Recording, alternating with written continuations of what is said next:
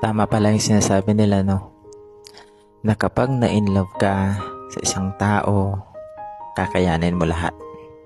Titiisin mo lahat-lahat.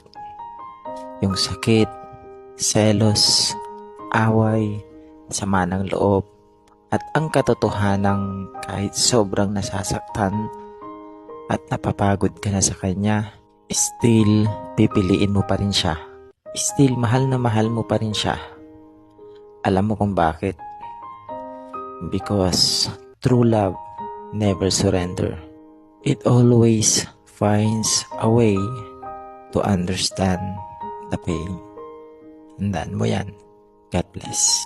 Kahit sobrang nasasaktan at napapagod ka na sa kanya, still pipiliin mo pa rin siya.